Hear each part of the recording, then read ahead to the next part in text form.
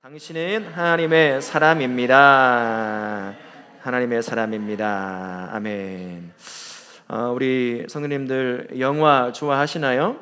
저는 영화를 참 좋아하는 사람입니다. 신대원 준비할 때도요.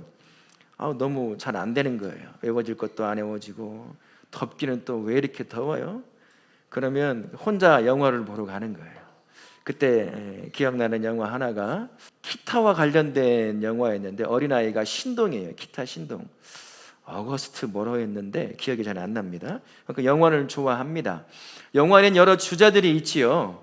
그런데 영화가 만들어지기 시작한 그때부터 지금까지 이 한 주제는 결코 빠지지 않아요. 그리고 가장 인기가 높은 주제들 중에 하나라고 할 수가 있습니다. 제가 한국 영화의 제목들을 몇 가지 여러분에게 말해 드릴 테니까 그 안에 흐르고 있는 주제가 뭔지 한번 맞춰보세요. 말죽거리 잔혹사, 더 글로리, 택시기사, 트리거, 군검사 도베르만, 광장. 최근에 넷플릭스에서 비영어권에서 가장 인기 있는 드라마 10부작인데요. 참교육. 이 안에 흐르고 있는 게 뭘까요? 주제 하나가 흐르고 있어요. 복수예요. 여러분, 말죽거리 잔혹사 마지막 장면 기억납니까? 일진을 이렇게 이기는, 당하다가 이제 마지막 그렇게 하잖아요. 이 안에 흐르고 있는 것이 다 복수라고 하는 것이 흐르고 있습니다. 복수는요, 영화가 만들어지기 전 그때부터 지금까지 영화의 주제 중에 단 한 번도 빠진 적이 없습니다. 인기 순위 탑3 안에 무조건 들게 될 겁니다. 여러분, 이 복수 영화를 보면 왜 그 복수 영화를 보고 싶어지는 거죠? 속이 양 시원하거든요. 왜 시원해요? 내가 못하는 걸 대신 영화지만 갚아주니까 시원. 우리 안에 다 그런 것이 있다는 겁니다. 내가 복수의 대상이 될 수 있다는 생각은 안 하고, 내가 당하는 억울함만 생각하면서 나 못하니까 영화로라도 좀 시원하게 좀 한번 당해봐라, 뭐 이런 것 아니겠습니까? 오늘 말씀이 바로 그런 부분입니다. 지난 시간에 우리가 삼손의 실패한 인생에도 불구하고 그 연약한 인생에 신실하신 하나님이 동행해 주셨기에 그가 그의 삼손의 삶을 살 수 있었다라고 말씀을 드렸습니다. 삼손의 인생에 실패가 연속될 수밖에 없는 원인 하나가 있었지요. 뭐였습니까? 내면에서 올라오는 욕망을 이겨내지 못한 거예요. 그래서 그것 때문에 사살아서 살아가야 될 그 삶이 반복해서 실패를 경험하게 됩니다. 하지만 욕망뿐이겠습니까? 오늘 말씀에는 그 욕망이 어떻게 표출되느냐, 바로 복수라고 하는 방법으로 표출되다 보니까 사사로 살아야 될 삼손의 삶이 끊임없이 실패의 연속을 겪게 된다는 거죠. 그래서 오늘 15장 말씀은 다 읽지는 않았지만 저는 15장의 제목을 하나 접었습니다. 복수혈전이라고요. 15장 1절부터 20절까지 읽어보십시오. 계속 반복해서 무엇이 일어나냐면 복수가 일어나게 됩니다. 잠깐 한번 살펴볼까요? 삼손이 복수를 처음 시작합니다. 처음 복수는 왜 시작할까요? 자기 아내를 장인어른이 친구에게 줘버립니다. 아내와 장인어른은 어느 나라 사람이죠? 블레셋 사람입니다. 이 당시에는 지창금이라고 하는 것이 있었기 때문에 딸을 줄 때 반드시 돈 같은 것을 받게 되어 있어요. 아버지가 삼손이 떠나버리니까 자기 딸 미워해서 그렇게 놓아둔 거라고 생각을 하고는 다른 블레셋 남자에게 팔듯이 넘겨버린 거예요. 그러면서 둘째 딸을 아내로 삼으라고. 이 말은 무슨 말이냐? 또 지창금 내놓으라는 얘기예요. 여기에 분노한 삼손이 무슨 짓을 저지르죠? 블레셋 사람들을 죽입니다. 그러죠? 블레셋 사람들을 죽여요? 죽이는 게 아니라 뭐죠? 불을 질러. 맞아. 여우 300마리를. 여우 300마리는 어디서 잡았을까요? 삼손의 인생 여러분 아시죠? 수수께끼 같은 인생이에요. 뻘짓을 정말 많이 해요. 그 300마리 여우 잡는 그 힘으로 이스라엘 백성을 블레셋에서 구원하면 될 일인데 그런 것에 쓰는 거죠. 잡아가지고 또 무슨 장난을 칩니까? 꼬리를 묶어서 그 사이에 횃불을 붙여 놓습니다. 그러니 여우가 불 붙으니 어떻습니까? 난리를 치는 거죠. 블레셋 사람들의 밭이 전부 다 포도밭에 다 타고 난리가 나는 거예요. 이렇게 복수합니다. 이것을 본 블레셋 사람들이 가만히 있었어요? 또 뭐 하죠? 이에 대한 복수를 저지릅니다. 누구를 불에 태워 죽이는 거죠? 장인과 그의 아내를 잡아다가 불에 태워 죽여버려요. 이것을 본 삼손 가만히 있었습니까? 가만히 있지 않아요. 나귀의 새 뼈를 가지고 블레셋 사람 몇 명을 쳐 죽이죠? 1000명을 쳐 죽여요. 복수가 연속되는 복수 혈전일 수밖에 없는 게 15장 말씀입니다. 15장 안에 복수가 흐르고 있는 거지요. 오늘 이 15장에 나와 있는 복수를 저질렀던 세 부류의 사람들을 보면 복수가 가지고 있는 세 가지 얼굴을 발견할 수 있습니다.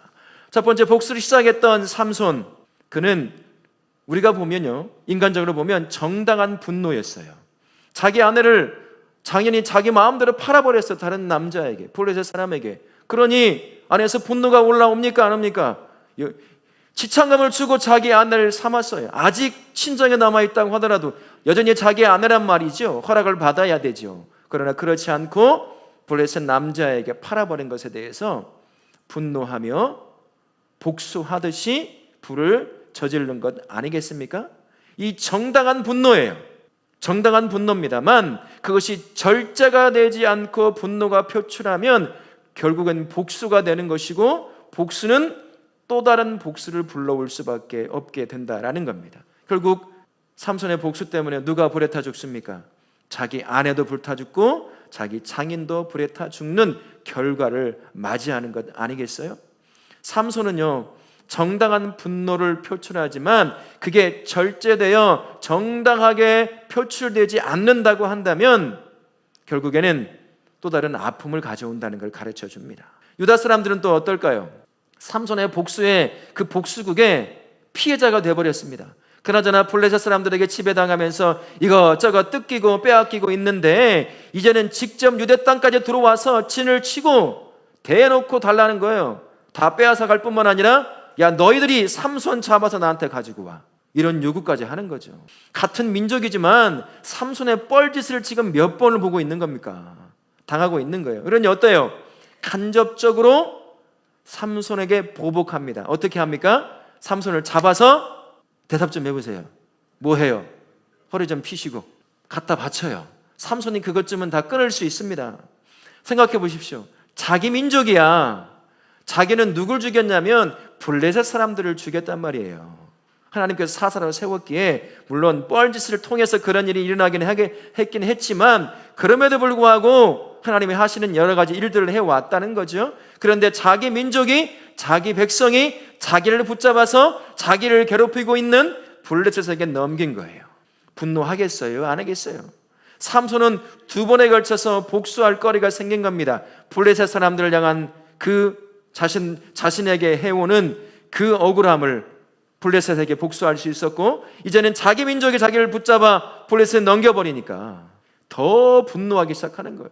자기 땅에 와서 백성들을 괴롭히고 자기를 붙잡아 끌고 오라고 협박을 했으니 삼손의 입장은 어떻겠습니까? 더 분노할 수밖에 없는 거죠. 그러니 더 큰 복수를 행하게 되는 겁니다. 작은 것, 자기의 피해를 최소화시키고자 나름의 간접적인 그런 복수를 한다고 하더라도요, 때로는 그것이 거대한 결과를 가져올 수 있다라는 거예요. 결국 사람 1000명을 나귀의 새 턱뼈로 쳐 죽이는 그러한 무시무시한 일을 저지르는 일이 되어버리고 마는 거죠. 그게 우리에게 보여주는 두 번째 복수가 가지고 있는 얼굴입니다. 작은 것이라고 하더라도요, 때로는 그것이 거대한 결과를 가져올 수 있다는 것입니다. 블레셋 사람들은 어떻습니까? 그들은요, 예수님이 없고 하나님이 없는 사람들의 복수에 관한 그 사상을 그대로 보여주는 것이라고 할 수가 있어요. 내가 당했으니 당한 만큼 돌려주는 건 너무 당연한 거 아니겠느냐, 그런 거죠. 그러다 보니까 또 다른 복수를 계속 양산한다는 겁니다. 그래서 성도라고 한다면 세상의 원리를 쫓아가 살아가서는 안 된다는 것. 복수는 계속해서 연속해서 일어난다는 거예요. 한 사람이 완전히 죽어버리면 끝나겠죠. 둘 다 죽어버리면 끝납니다. 하지만 살아있는 한 복수는 또다시 복수를 낳을 수밖에 없는 거라는 걸 가르쳐 주는 거예요. 여하튼 새 얼굴에서 우리에게 가르쳐 주는 것은 이겁니다. 복수는 결코 멈추지 않는다는 거예요. 한 번 시작했다면 죽을 때까지 한편이 끝날 때까지 반복되는 것이 복수가 될 수밖에 없다라고 우리에게 가르쳐 주는 것이죠. 여러분, 복수가 일어나는 그 핵심적인 감정이 있을 수 있을 텐데, 여러분, 복수로 하게 만드는 감정이 뭐가 있을까요? 생각해 보신 적 있으신가요? 이게 나름대로 간접적으로 우리는 보복을 하며 살아가거든요. 멀쩡한 것 같고 선한 것 같고 착한 것 같아 보여도 우리는 나름대로 삶의 현장에서 작게 복수를 하면서 살아가요. 예를 들어 한 가지 얘기해 볼까요? 여러분, 직장 상사와 관계가 안 좋아요. 그럼 여러분 어떤가요? 어떻게 복수할 수 있을까요? 서류를 늦게 가져가는 거예요. 프로젝트를 대충 해서 가져가는 거예요. 여러분, 이게 복수예요, 아니에요? 간접적인 복수예요. 우리가 살아가는 삶의 현장에 이런 복수들이 정말 많습니다. 약속해놓고 30분 늦게 가요. 너 한번 당해봐라, 이런 거죠. 우리 안에서 일어나는 이런 복수들이 참 많습니다. 그 복수를 일으키는 핵심 감정이 있는데, 그걸 제가 뭘까 곰곰이 생각하다가 영화 하나가 딱 떠올랐어요. 2005년도의 한국 영화인데요, 제목이 달콤한 인생이라고 하는 영화입니다. 이병헌이 주연으로 나오고 김영철이라고 하는 배우가 조연으로 나옵니다. 김영철이라는 배우가 강사장이라고 조폭의 보스로 나와요. 그 밑에 행동대장처럼 보스를 위해서 목숨도 내거는 그러한 사람이 이병헌의 역할이었거든요. 그런데 이 보스에게 젊고 아름다운 여인이 한 명 있었어요. 무슨 일이 벌어졌을까요? 이 여인이 이병헌을 사랑하기 시작하는 거예요. 보스가 이것을 알고 자기 밑에서 목숨 걸어서 조직을 지켜내고 있는 그 부하를, 이병헌을 죽이려고 합니다. 마지막 장면에 제가 한번 봤어요. 짤로 나와 있는 것을. 근데 이병헌이 이 대사를 조금 촌스럽게 하더라고요. 그때는 연기력이 별로 없었는지. 왜 그랬어요? 왜 죽이려고 했어요? 뭐 이런 말을 하는 거예요. 그러자 김영철이 이제 아주 멋있는 대사 하나를 딱 칩니다. 제가 한번 흉내를 한번 내볼게요. 연습을 조금 했는데 잘 나올지 모르겠어요. 넌 나에게 모욕감을 줬어. 똑같죠? 맞습니다. 분노를 폭발시켜서 복수를 만들어내는 게 뭔지 아세요? 그 가장 핵심적인 감정이 모욕감이에요. 수치심입니다. 내게 상처를 줘도 애정하는 건 우리 참아낼 수 있거든요. 그러나 나를 수치스럽게 만들고 모욕감 가운데 놓이게 만든다면 여러분, 그거 참 진짜 견디기 힘들어요. 모욕감이 분노를 표출시키게 만들면 두 가지 방향으로 나가게 됩니다. 자기 자신에게 분노가 표출할 수도 있고 때로는 밖으로 표출할 수도 있는데, 자기 자신에게 분노가 표출되면 어떤 일이 발생할까요? 자기를 죽여요. 자살합니다. 복수할 수 없으니까 스스로 목숨을 끊는 거죠. 그런데 밖으로 표출돼요. 분노가 어떤 일이 발생하죠? 복수합니다. 직접적이든 간접적이든 우리 안에 모욕감이라고 하는 것, 수치심이라고 하는 것, 그게 사람으로 하여금 굉장히 달아지게 만든다는 거 기억하십시오. 근데 말할 때 여러분 정말 조심해야 돼요. 화난다고, 내가 직급이 높다고 함부로 말하고 함부로 얘기해서는 절대 안 됩니다. 우리 그럴 자격이 없는 거 여러분 아시죠? 우리는 죄인이에요. 함부로 누구를 향하여 모욕 주고 수치 줄 수 있는 사람이 아니라는 것입니다. 그런데 세상은 어떻습니까?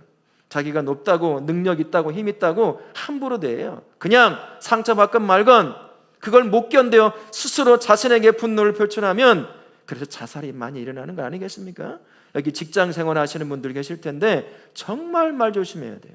사람 대하는 태도도 정말 조심해야 됩니다. 특히 예수 믿는 사람이라고 한다면 더더욱 경계를 해야 하는 것이죠. 모욕감이 자극되면 그게 방아쇠 역할을 하는 거예요. 폭발합니다. 그래서 삼손이 그랬죠. 블레셋 사람들은 모욕감을 느낀 겁니다. 블레셋은 지금 어디를 지배하고 있는 거죠? 이스라엘, 유다를 지배하고 있어요. 근데 한 놈만 잡히지 않아. 한 놈만 끊임없이 자기 민족을 계속 괴롭혀요. 누굽니까? 삼손이야. 이놈이 안 잡혀. 계속 괴롭히고 마치 자기들을 놀리는 것처럼 모욕감을 느끼기 시작하는 거예요. 그럼 삼손 측에서는 어떨까요? 삼손은 유다 백성입니다. 유다 백성이 가지고 있는 의식 사상이 있습니다. 강력한 사상이, 지금도 이스라엘이 전쟁하는 이유가 그 중에 하나가 저는 그 이유라고 생각하는데, 이스라엘에게는 선민 사상이라는 것이 있어요. 이것을 어떻게 표출되냐면 이스라엘 백성을 빼고 이방 사람들은요 모두 개, 돼지만도 못한 사람이에요.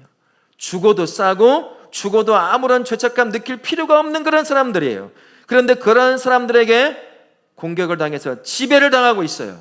선민의 의식이 강한 삼손에게는 굴욕감을 느끼겠습니까? 안 느끼겠습니까?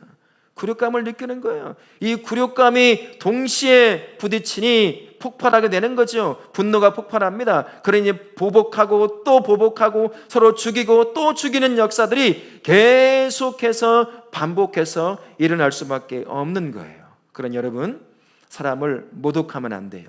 인격을 깎아내리면 안 됩니다. 수치심을 주면 안 됩니다. 그거 정말 참아내기 힘들어요. 특히나 내 가족 앞에서 모욕감을 느끼고 수치심을 느꼈다고 생각해 보세요.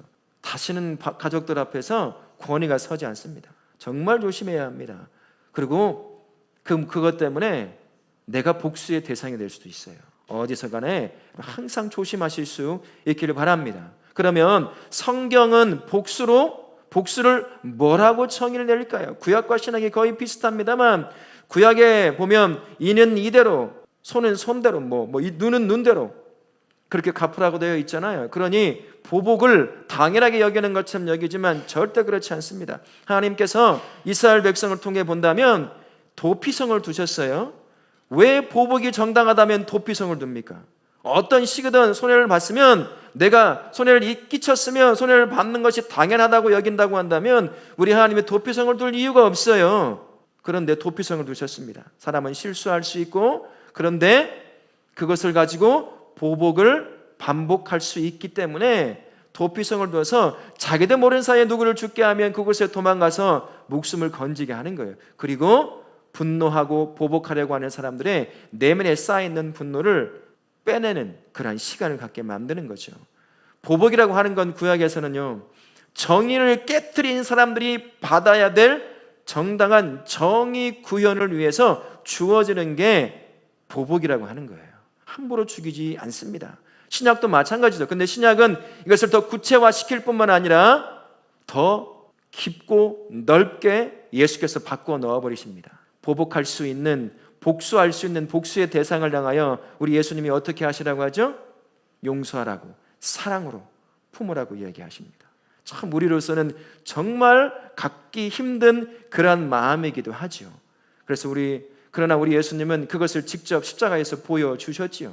성경은 그렇게 복수를 이야기합니다. 복수는 정의를 위한 것이고 복수의 주권자는 하나님이심을 인정하고 네가 복수하면 안 된다는 것을 가르치고 있는 것이 성경이라고 할 수가 있어요.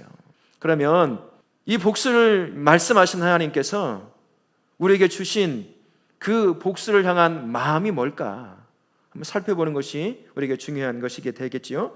정당한 분노도 절대되지 않으면 반드시 죄의 열매를 맺을 수 있다는 거예요. 내가 아무리 분노한 상황, 복수해도 정당한 상황이 닥친다 하더라도 그게 절제되지 않고 내가 원하는 대로 복수의 형태로 그렇게 표출된다면 어떤 일이 발생합니까? 내가 죄를 짓는 거예요. 하나님이 그러지 말라는 거죠. 하나님께서 복수를 보게 하신 이유는, 삼손을 보게 하신 이유는 네가 복수하려고 하지 말라는 거예요. 그러면 동시에 우리가 가르쳐주는 것은 나에게 맡기라는 것입니다. 우리 하나님은 정의로운 하나님이시죠. 공의로운 하나님이십니다. 하나님께서 이렇게 말씀하셔요. 로마서 12장 19절 말씀 보면은 원수 갚는 것이 내게 있으니 내가 갚으리라. 너는 그걸 나에게 맡기라는 거예요. 네가 분노해서 네가 그 문제를 해결하려고 하지 말라. 그 얘기를 우리에게 삼손을 통해서 깨닫게 만들어 주시는 거죠. 그리고 복수는 복수하고자 하는 자신을 죽이는 역할을 한다는 거예요. 내 안에 복수심을 품어보세요. 복수심을 이루고 있는 여러 감정들 중에 하나가 뭡니까? 미움이겠죠. 분노겠죠. 싫어하는 것이겠죠. 여러분, 이 안에 미움의 감정을 한번 품어보세요. 성도로서 한번 생각해 보십시다. 여러분, 예배 드릴 맛이 날까요? 찬송할 맛이 날까요? 기도의 문이 열릴까요? 섬길 수 있을까요? 절대 못해요. 결국은 누구를 죽이고 있는 겁니까? 복수심이 나를 죽이는 거야. 자기가 죽어요. 여러분 다 한 번씩 경험해 보셨을 겁니다. 복수는 내가 품는 것이 아니라 하나님 앞에 드리면 돼요. 그러면 공의로운 하나님께서 뭐라고 말씀하십니까? 네가 하지 말고 내가 갚게 만들어. 그렇게 말씀하시는 거예요. 그래서 삼손을 통해서 가르쳐주는 그 하나님의 마음이 이겁니다. 복수는 네 것이 아니라 내 것임을 알고 나에게 맡기라 라고 말씀하시는 거죠. 또한 복수의 사슬은 스스로 끊어지지 않는다는 거예요. 알아서 사라지지 않습니다. 앞에서도 말씀드렸죠. 복수가 끝나려면 어떻게 해야 될까요? 누구 한 명이 죽어야 돼요. 복수하고자 하는 내가 죽건 복수의 대상이 죽건 둘 중에 하나가 죽건 다 죽건 그래야 그 복수가 끝나게 되는 겁니다. 그런데 우리 성도는 그 자리에서 무엇을 해야겠습니까? 성도는 복수를 끊어내는 자가 되라는 얘기예요. 사사인 삼손은 복수를 끊어내야 했습니다. 그것을 하나님 앞에 가지고 하나님 앞에 내려놓으면 끊어질 텐데 자기가 붙잡고 마음에 품고 그것을 직접 복수하려고 한 거죠. 그러니 복수가 또 다른 복수만을 낳게 되는 것입니다. 결국 자기도 16장을 보십시오. 그 다음 장 보면 삼손이 어떻게 죽는지 아세요?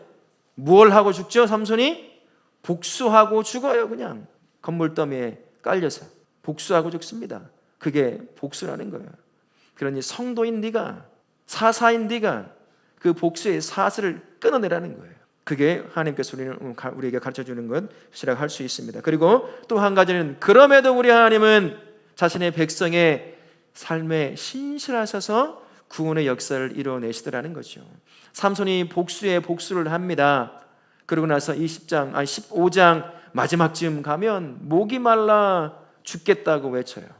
저는 이 소리가 뭐냐면 복수를 하면 여러분 시원하고 정말 살맛 나고 행복해야 되는 거 아니겠어요? 근데 삼손은 복수의 복수를 통해서 이 안에 있던 걸 다 뽑아낸 것처럼 보이지만 그의 삶은 목마름이었습니다. 복수는 결코 삶에 해결을 주지를 못한다는 얘기예요. 그는 육신의 목마름을 표현하고 있지만 어쩌면 그의 영혼의 목마름일지도 모릅니다. 그가 복수를 통해서 내면에서 올라오는 분노를 표출하고 해결하려고 했던 것이 아무리 해도 안 되더라는 거죠. 그래서 그것을 가지고 마치 목마름인 것처럼 하나님 앞에 나아갑니다. 그런데 우리 하나님이 그때 뭐라고 하나요? 너 이놈, 너 그래도 싸, 목말라 죽어라. 우리 하나님은 그러지 아니하시죠. 어떻게 하십니까? 물을 내어 그를 다시 살게 만드셔. 그럼에도 무너진 그 자리에 우리 하나님이 어떻게 계신다는 겁니까? 신실하신 그분이 여전히 그 연약한 인생, 실패할 수밖에 없는 인생에 동행하시면서 그를 다시 살려내시더라는 거예요. 오늘 삼손이 복수를 통해 스스로의 인생을 실패로 만들어가는 그 삶의 모습을 통해서 하나님이 우리를 향한 그 복수가 가지고 있는 것이 어떠한 것인지 그 마음을 우리에게 가르쳐 주고 있는 겁니다. 그렇다면 하나님께서 우리에게 주신 복수에 대한 마음을 알게 하셨다면 이제 성도로서 언제나 복수 앞에 놓일 수 있는 이 삶을 복수의 늪에 사슬에 걸리지 않고 살 수 있는 그 길이 무엇인지 우리 하나님이 알려주는 건 아니겠습니까? 복수의 늪에 빠지지 않고 살 수 있는 그 첫 번째 방법은 예수님 안에서 회복된 나의 신분을 기억해내는 겁니다. 여러분의 신분이 뭐죠? 예수님 안에서 여러분의 신분이 뭡니까? 어떤 신분입니까? 예수 그리스도의 피값으로 삼바된 하나님에게 가장 존귀한 존재. 이제 하나님 아버지를 누구라고 불릴 수 있는 사람이죠? 아빠라고 불릴 수 있는 사람입니다. 그게 저와 우리의 신분이에요. 이제 전능하신 그 하나님은 저 멀리 계셔서 죄를 향하여 징계하시는 하나님만이 아니라 언제든 나를 존귀하게 여기시고 사랑하시는 그 하나님께 아빠라고 달려가서 내 문제를 내려놓을 수 있는 그런 분이시라는 거예요. 그게 저와 우리가 예수 안에서 회복된 하나님의 자녀의 신분입니다. 여러분, 이것을 잊어버리면 내가 누군지를 잃어버리니까 자존감이 낮아져요. 그러니 나를 모욕하고 수치를 주고 상처 주는 그런 말만 들으면 여러분 어떻습니까? 쉽게 분노하는 거예요. 쉽게 삐지고 쉽게 화내고 싸우고 분노하기 시작하는 것입니다. 그러나 내가 이 회복된 신분을 확고하게 갖고 있다고 한다면 여러분 어떨까요? 그러거나 말거나 너는 그래도 하나님 나를 어떻게 보는 줄 아느냐, 금방 이겨낼 수가 있거든요. 쉽게 무너지지 않는다는 것입니다. 그런데 이것이 약하니까, 명확하지 않으니까 내가 가진 것, 눈에 보이고 보이지 않는 가진 것, 가지지 못한 것들을 보고 내가 이러니까 이런 거 당해도 싸지. 내가 뭘? 그러면서 분노를 계속 이 안에 쌓아가기 시작한다는 것이죠. 그러다 어느 날 모욕감을 느끼면 이제 그 분노가 복수라는 형태로 분출하기 시작한다는 겁니다. 그래서 하나님 이사야 선지자의 입을 통해서 내가 너를 얼마나 존귀하게 여기는지를 좀 알라라고 말씀을 합니다. 이사야에서 43장 1절부터 4절 말씀이 있습니다. 좀 길지만 우리 같이 한번 소리내어서 읽어보도록 하겠습니다.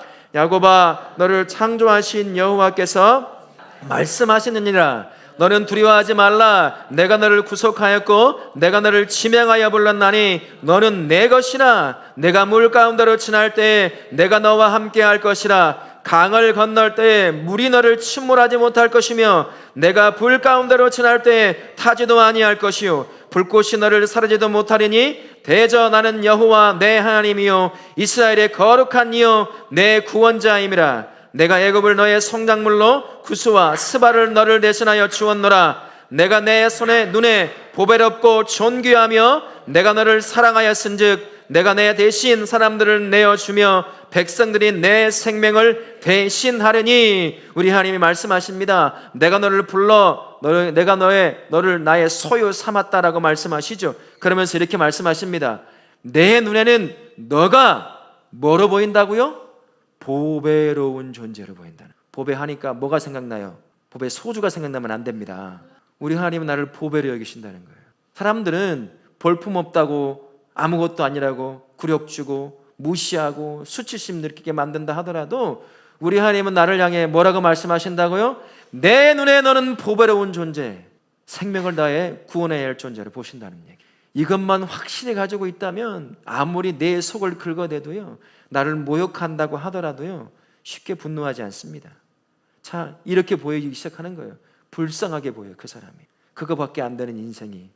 사람을 저렇게 굴욕주고 수치줘야 겨우 자기 만족을 누리는 사람으로밖에 보이지 않는다는 거예요. 불쌍하게 보기 시작하는 거예요. 어떨 때요? 내가 누군지 예수 안에 회복된 신분을 확고하게 가지고 있을 때 그때 그렇다는 겁니다. 우리 예수님이 그걸 보여주셨습니다. 우리 예수님만큼 굴욕적인 삶, 우리 예수님만큼 모욕을 당하며 마지막을 마무리하신 분이 어디 계십니까? 전능하신 하나님 아니셔요? 그분이 자신이 만든 인간, 죄된 인간들의 손에 붙들려서 채찍을 맞으십니다.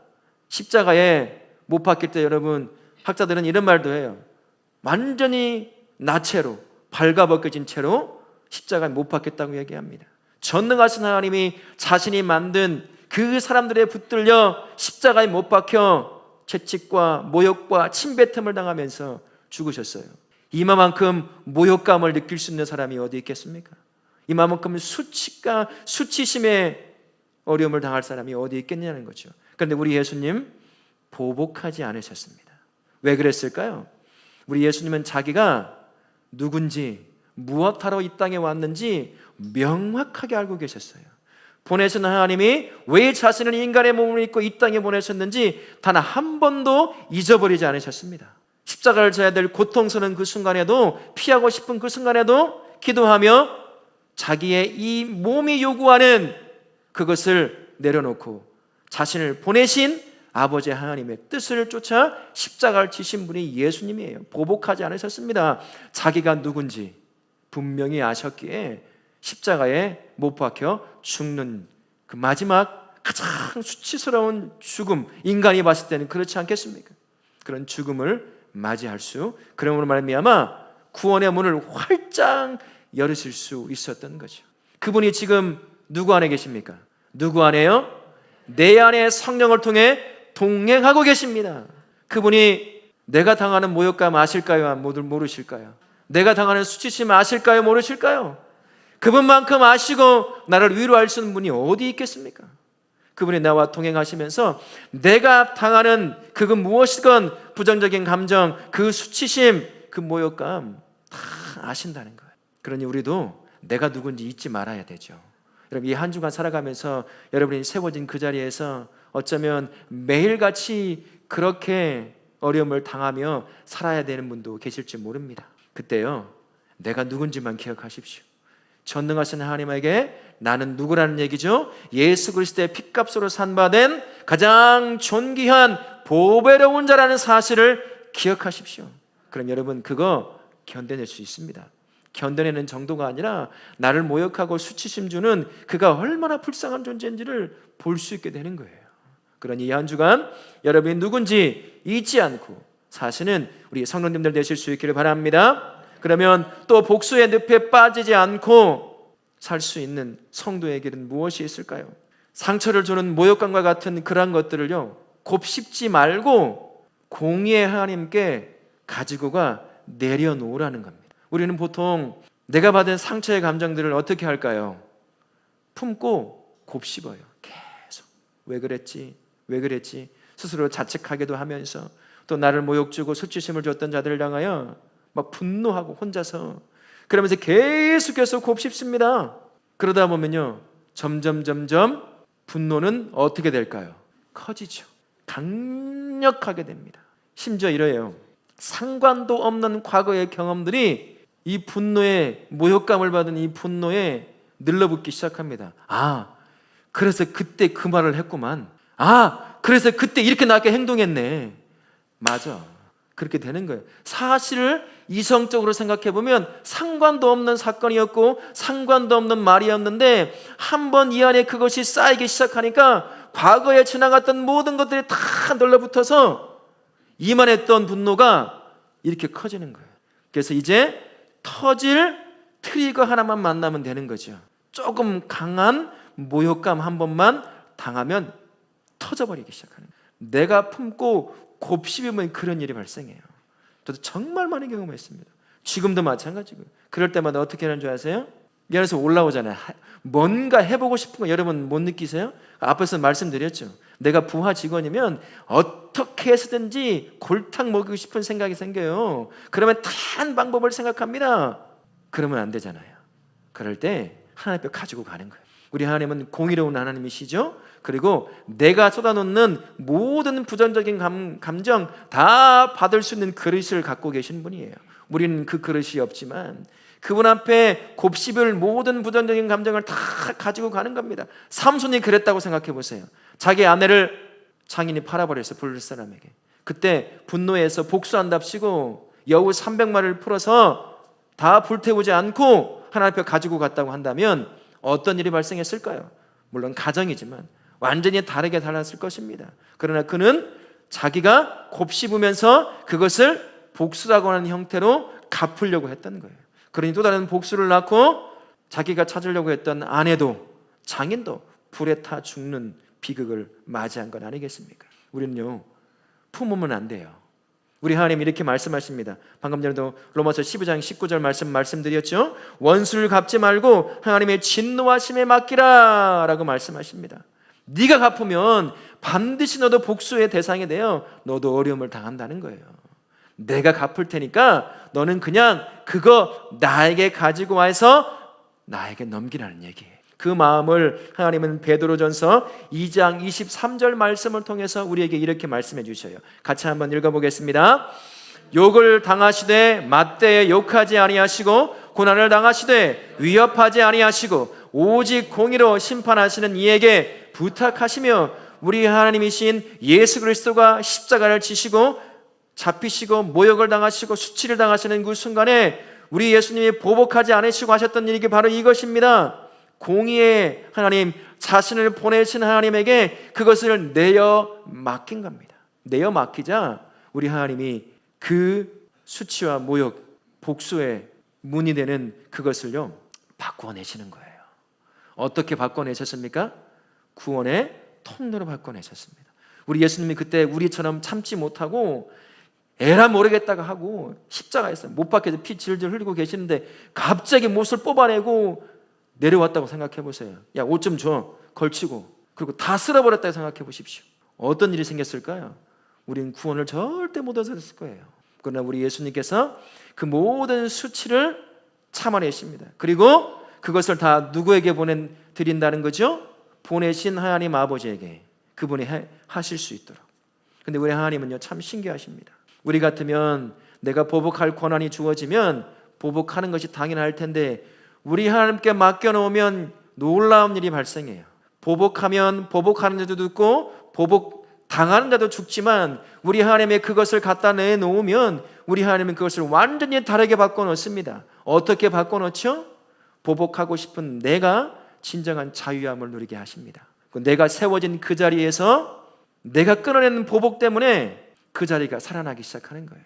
다른 말로 하면 우리 하나님께 내 마음을 내어 맡겨놓기 시작하면 우리 하나님이 일하시기 시작하는데 죽이고자 하는 그 보복이 완전히 바꾸어지게 하셔서 생명의 길로 바꿔놓는다는 것입니다. 그러니 우리가 내 안에 이 부정적인 감정을 어떻게 해야 되겠습니까? 하나님 앞에 내어 맡겨야죠. 근데 안 해요. 제가 보니까 안 하셔. 여러분 그거 기도 자리를 갖고 가야 돼요. 품고 곱씹으면 그 다음에 뭘 하기 시작할까요? 빅마우스가 돼서 다른 사람과 함께 그러고 있어요. 점점 그 공동체를 어렵게 만들어가기 시작하는 겁니다. 근데 그거를 끊고 하나님 앞에 가지고 가잖아요. 인내와 긴 시간만큼만 참아내면 우리 하나님은 내가 보이지 않는 곳에서 일하십니다. 일하시는데 어떻게 일하시냐면 내가 보복하면 나도 죽고 상대편도 죽지만 우리 하나님이 일하시면 나도 살고 상대도 살게 돼요. 살려냄의 역사가 일어나기 시작하는 겁니다. 그래서 성도는요 그거 하나님 앞에 가지고 가야 돼요. 기도 자리로 가지고 가서 계속 쏟아 놓아야 됩니다. 우리 하나님은 받을 그릇이 가지고 계시니까 아무리 쏟아내도 상관이 없어요. 그러면 우리 하나님이 그것을 완전히 바꾸어 죽음의 문턱까지 갔던 그 복수를 생명으로 바꿔놓을 수 있는 분이 우리 하나님이시죠. 여러분 그런 마음이 이 한 주간 살아가면서도 아마 들지 모르겠어요. 누굴 향해서 옆에 분 한번 보세요. 여러분 남편입니까? 복수의 대상이? 아내입니까? 직장 상사입니까? 그 끊어내는 거죠. 끊어내는 방법이 뭐라고요? 하나님 앞에 그냥 갖고 가면 돼요. 그러면 나도 자유롭고 상대편도 사는 역사가 일어나기 시작하는 것입니다. 성도가 하나님께 내어 맡겨야 할 이유가 바로 여기 있습니다. 부정적인 감정을 하나님께 딱 내어 맡기면 엔하골에서 삼손이 목말라 죽겠다고 하나님 살려주십시오라고 할 때 우리 하나님이 그에게 물을 내어 그를 솟아게 만드셨던 것처럼 우리가 하나님 앞에 나의 부정적인 이 모든 모욕과 같은 감정을 가지고 나아가 내려놓으면 그때요 나를 죽이고 상대도 죽이게 되어 있던 그 복수심을 살려내는 생명으로 바꿔내십니다. 그게 우리 하나님이시네요. 그럼 여러분 어떻게 해야 되겠습니까? 그분 앞에 가지고 와야죠. 여러분 이 한 주간 사시면서 여러분이 누군지 우리 꼭 기억하면서 사십시다. 내가 누구죠? 여러분의 신분이 뭡니까? 예수님의 핏값으로 삼바된 하나님의 자녀의 존귀한 보배로운 존재예요. 그거 한번 생각해 보십시오. 누가 뭐라고 해도 그 보복의 사슬에 매이지 않습니다. 털어버릴 수 있어요. 그리고 그것 혹시 때 안에 쌓여져 간다고 한다면 그 하나님 앞에 딱 가지고 와서 내려놓잖아요. 그럼 우리 하나님이 그때부터 또 다른 역사를 시작하십니다. 나를 자유롭게 만드시고 또한 나로 하여금 내가 삼손처럼 계속해서 보복을 이끌어갈 수 있지만 나를 통해서 그 보복을 끊어냄으로 말미암아 나도 살게 하시고 내가 세워진 자리가 살게 만드시는 분이 우리 하나님이셔요. 여러분 그러니 어떻게 해야 돼요? 가지고 가야지. 우리는 죽이는 사람입니까? 우리는 멸망시키는 사람인가요? 우리는 살려내는 사람이잖아요. 그런데 내가 이것이 억울해서 계속 품어낸다면 나도 죽고 내 가족도 죽고 직장도 엉망진창이 되는 거죠. 근데 어떻게 해야 됩니까? 하나님 앞에 가져가야죠. 물론 시간이 걸려요. 인내가 필요합니다. 그러나 내가 복수해서 얻는 것보다는 비교할 수 없는 것을 얻게 되는 거예요. 바로 생명을 얻게 되는 거죠. 그러니 이 한 주간 여러분이 누군지 기억하십시오. 그리고 여러분 혹시나 나로 하여금 그런 부정적인 감정이 쌓여져 가는 상황에 놓여 있다고 한다면 그거 곱씹지 마시고 우리 하나님께 가지고 가세요. 그냥 막 쏟아 놓으십시오. 공의로운 하나님이 내 억울함을 다 아셔요. 내 모욕을 아십니다. 내 수치를 아시죠. 그분이 내가 보이지 않는 곳에서 놀라운 역사로 복수를 만들어내 서로 죽게 만들 수 있는 그 상황을 생명으로 바꿔 놓으실 줄로 믿습니다. 이렇게 그 한 주간 사실 수 있게 바랍니다.